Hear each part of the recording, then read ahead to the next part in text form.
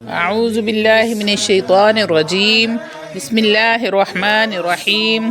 شروع کرتی ہوں اللہ کے بابرکت نام سے جو بڑا مہربان اور نہایت رحم فرمانے والا ہے۔ لاکھوں کروڑوں درود و سلام ہو کملی والے آقا محمد مصطفیٰ صلی اللہ علیہ وآلہ وسلم پر، جو خاتم النبیین ہیں، جو خاتم المرسلین ہیں، جن کے بعد نہ کوئی نبی ہے نہ رسول ہے۔ لاکھوں کروڑوں درود و سلام ہوں اہل بیت پر۔ السلام علیکم ورحمۃ اللہ وبرکاتہ۔ آپ دیکھ رہے ہیں میرا یوٹیوب چینل مکافات عمل۔ لقد جاءکم رسول من انفسکم عزیز علیہ ما عنتم حریص علیکم بالمؤمنین رؤوف الرحیم۔ فَإِن تَوَلَّوْا فَقُلْ حَسْبِيَ اللَّهُ لَا إِلَٰهَ إِلَّا هُوَ عَلَيْهِ تَوَكَّلْتُ وَهُوَ رَبُّ الْعَرْشِ الْعَظِيمِ۔ میں نے آپ حضرات کے سامنے سورہ توبہ کی آخری 2 آیات کی تلاوت کی۔ ان 2 آیات میں اللہ رب العزت نے جو مضمون کو بیان کیا ہے، اس مضمون کے حوالے سے 128 جو پہلی آیت مبارکہ ہے، اس کا تعلق حضور الصلاۃ والسلام کے ساتھ ہے۔ دوسری اور آخری آیت مبارکہ جو کہ میں نے آپ کے سامنے تلاوت کی، آیت نمبر 129، اس کا تعلق مضمون کے حوالے سے اللہ رب العزت کے ساتھ ہے۔ اللہ والو قرآن تو الف لام میم سے لے کر والناس تک سارا کا سارا ہی حضور کی حمد و ثنا بیان کرتا ہے، حضور کی ثنا اور توصیف میں اترا ہے۔ لیکن کچھ آیات ایسی ہیں جن میں خاص الخاص حضور علیہ الصلاۃ والسلام کی شان کو بیان کیا گیا ہے، حضور کی عظمت کو بیان کیا گیا، حضور علیہ الصلاۃ والسلام کے مقام کو بیان کیا گیا ہے، جس طرح وَمَا أَرْسَلْنَاكَ إِلَّا رَحْمَةً لِّلْعَالَمِينَ۔ پھر اللہ فرماتا ہے یا ایھا النبی انا ارسلناک شاہدا ومبشرا ونذیرا۔ آپ سب ان تمام آیت کو پڑھیں جو حضور کی شان میں اتری ہیں۔ اس کے بعد پھر سورہ توبہ کی آخری 2 آیت 128 جس کا تعلق مضمون کے حوالے سے حضور الصلاۃ والسلام کے ساتھ ہے۔ میں نے اللہ کی عزت کی قسم کھا کر کہنے کو تیار ہوں کہ آپ کو کسی عالم دین کے پاس جانے کی ضرورت نہیں ہے، کسی شیخ کے پاس جانے کی ضرورت نہیں ہے، کسی مفسر قرآن کے پاس جانے کی ضرورت نہیں ہے۔ آپ کے اپنے اندر سے آواز آئے گی کہ اللہ نے جہاں جہاں اپنے محبوب کی شان کو بیان کیا ہے، اس ساری شان کو اس ایک آیت کے اندر بند کر دیا ہے، یعنی کہ سمندر کو کوزے میں بند کر دیا ہے۔ میرے اللہ رب العزت نے حضرت موسیٰ علیہ الصلاۃ والسلام کو وحی نازل کی، ہے میرے کلیم سمندر کے کنارے پہنچو، 3 کشتیاں ڈوبنے والی ہیں، ہم کوئی راز تمہارے اوپر کھولنا چاہتے ہیں۔ 3 کشتیاں مسافروں کی آ رہی ہیں، ان کو خبر کر دو کہ اللہ کا امر آنے والا ہے۔ سیدنا موسیٰ علیہ الصلاۃ والسلام اپنے حجرے سے نکلے اور سمندر کے کنارے تشریف لے گئے۔ اب سمندر میں بالکل ٹھہراؤ ہے، کوئی طغیانی نہیں ہے، کوئی موجیں نہیں ہے، بالکل سمندر پرسکون ہے اور کوئی کشتی بھی نہیں ہے۔ سیدنا موسیٰ علیہ الصلاۃ والسلام سمندر کے کنارے کھڑے ہو کر اللہ کا ذکر کرتے رہے۔ کچھ ہی دیر بعد ایک کشتی نمودار ہوئی۔ جب وہ کشتی قریب آئی، آپ کے قریب پہنچے تو آپ کی جہاں تک آواز پہنچ سکے تو حضرت موسیٰ کلیم اللہ علیہ الصلاۃ والسلام نے باآواز بلند ان کو مخاطب کیا کہ احتیاط سے آنا، کیونکہ اللہ کا امر آنے والا ہے۔ کشتی میں سوار ملاح نے کہا اے موسیٰ، اللہ کے امر کو کون روک سکتا ہے؟ جو ہونا ہے وہ ہو کے رہنا ہے۔ جب اللہ چاہتا ہے کہ ہم ڈوب جائیں تو ہم اس کی رضا میں راضی ہیں، ہم اللہ کی رضا میں راضی ہیں۔ جیسے ہی کشتی قریب آئی، کنارے کی ایک موج اٹھی، کشتی کو پلٹایا اور مسافر سمندر بوس ہو گئے۔ کشتی میں تباہ اور مسافر بھی موت کے منہ میں چلے گئے۔ سیدنا موسیٰ علیہ الصلاۃ والسلام دیکھتے ہی رہ گئے اور اللہ کی بارگاہ میں راز و نیاز کرتے رہے، دعائیں کرتے رہے کہ یا اللہ کوئی موج نہیں تھی، کیوں کوئی طغیانی نہیں تھی، ان کو سمندر کیسے کھا گیا؟ جب اللہ پکڑنے پہ آتا ہے تو پرسکون زندگی گزر رہی ہوتی ہے تو اللہ ایسے ہنگامے برپا کر دیتا ہے کہ سب کچھ الٹ پلٹ ہو جاتا ہے۔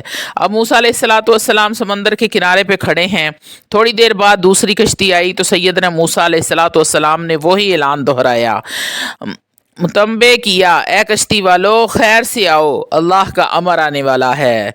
मुल्ला ने और मुसाफिर ने वही जवाब दिया कि अल्लाह की आई को कौन रोक सकता है, हम अपने रब की रज़ा में राज़ी हैं। जैसे ही किनारे पे पहुँचे अल्लाह का अमर आया, कश्ती डूब गई, सब डूब गए और मर गए। सैयदना मूसा अलैहिस्सलाम ये सारा नज़ारा देखते रहे। कुछ देर बाद तीसरी कश्ती आई। जब कुछ करीब आ गई तो सैयदना मूसा अलैहिस्सलाम ने उनको मुखातिब किया और कहा, अल्लाह का पैगाम पहुंचाया कि कश्ती वालों खैर से आना, अल्लाह का अमर आने वाला है। उन्होंने कहा कि अल्लाह के अमर को कौन रोक सकता है, किसकी मजाल है कि अल्लाह के अमर को टाल दे।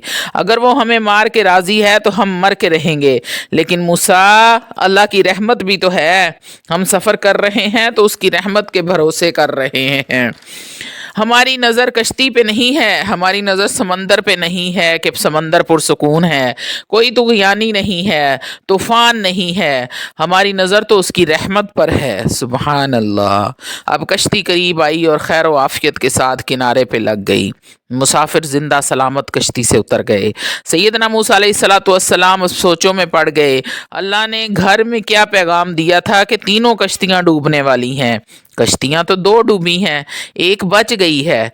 अब सैयदना मूसा अलैहिस्सलाम ने रब की बारगाह में अर्ज़ की कि सोनिया, तूने तो कहा था कि तीनों डूबनी हैं, ये तो दो डूबी हैं, एक बच गई है। अल्लाह रब्बुल इज़्ज़त ने फरमाया, ए मूसा, तूने उनका जवाब नहीं सुना?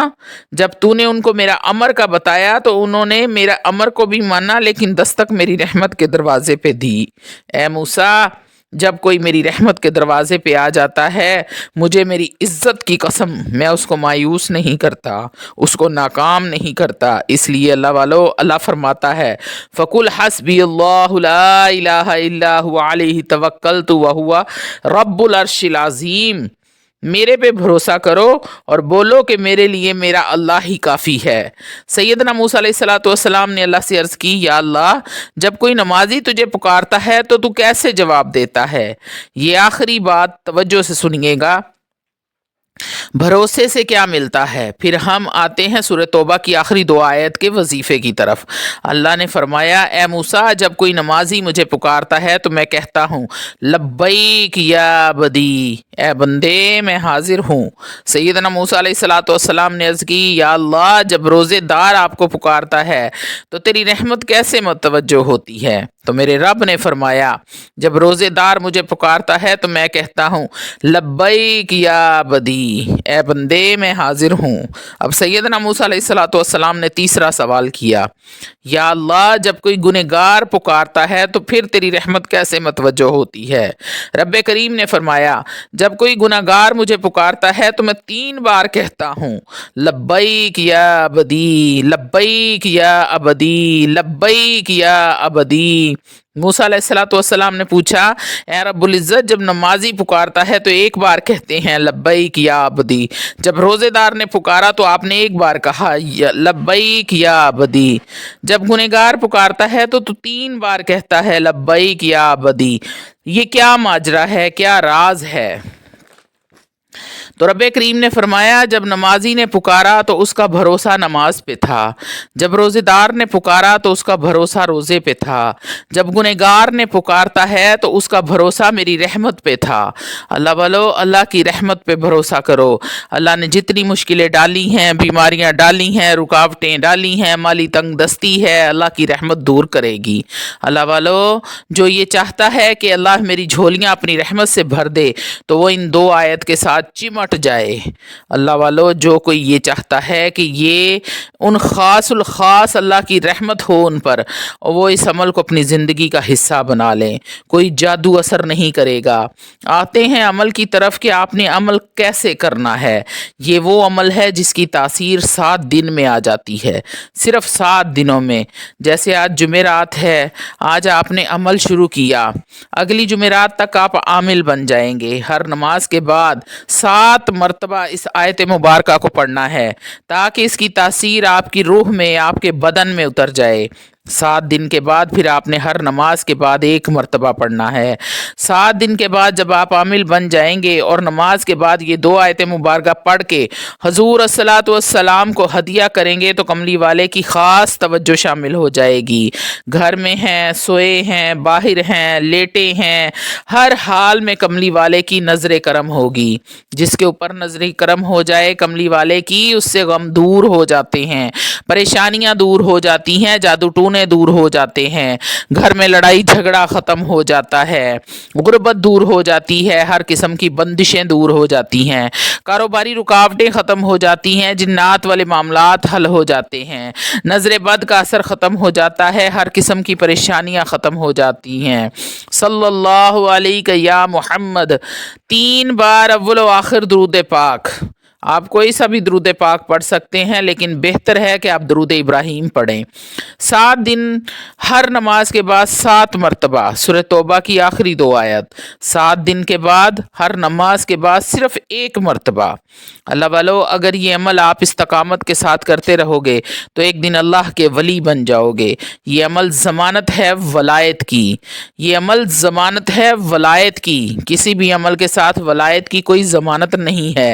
ये हर अमल के साथ यकीन चाहिए। ये कोई लतीफ़ा नहीं है, इस अमल के साथ यकीन भी नहीं चाहिए। जिसने बगैर एतमाद के, भरोसे के, यकीन कामिल के अंदर टिक टिक लगी हुई है कि पता नहीं मेरा काम होगा भी कि नहीं होगा, इस कैफियत के साथ भी अल्लाह की मदद आके रहेगी। अल्लाह वालों, ये वजीफ़ा बैठ कर करो, लेट कर करो, बददिली के साथ करो, तब भी ये कबूल ही कबूल है। दूसरी बात मैंने क्या कही कि इसकी तासीर 7 दिन में आ जाती है। 7 दिन के बाद आमिल बन जाते हो, खुद भी नफ़ा उठाओ और खुदा की मखलूक को भी नफ़ा दो।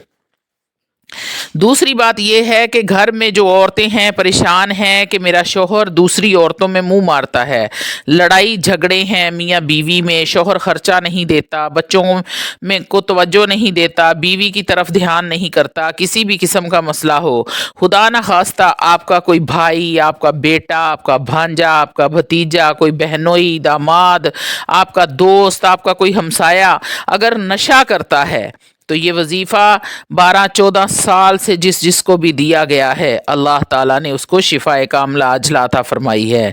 जादू हो, जिन्नात हो, नज़र बद हो, नशे की लत लगी हो, जुआ खेलता हो, दूसरी औरतों के साथ नाजायज़ ताल्लुक़ रखता हो, औरतों वाले मामलात हों, अल्लाह वालों कुछ भी हो, इस वजीफ़े की बरकत से हर मामला दुरुस्त हो जाएगा। अल्लाह रब्बुल इज़्ज़त माली बंदिश, सेहत की बंदिश, हर किस्म की बुरी लत, जिसने इन 2 आयात को पढ़ा अल्लाह ने उसको गनी कर दिया। जब इन आयात का विर्द किया जाता है, वजीफा किया जाता है, तो अल्लाह अपनी रहमत के वो दरवाजे खोलता है जो पहले कभी नहीं खोले थे और वो किसी और अमल से नहीं खुल सकते और ना ही खुलेंगे। जादू का मसला है, बीमारी है, बंदिश है, गुर्बत है, हाई ब्लड प्रेशर का मसला है, शुगर का मसला है, कोई भी बीमारी हो, इस आयत को 21 बार पढ़कर अव्वल व आखिर 7 बार दरूद शरीफ के साथ पानी पर दम करके मरीज को पिलाएं और हस्बे तौफीक सदका दें। इंशाअल्लाह ताला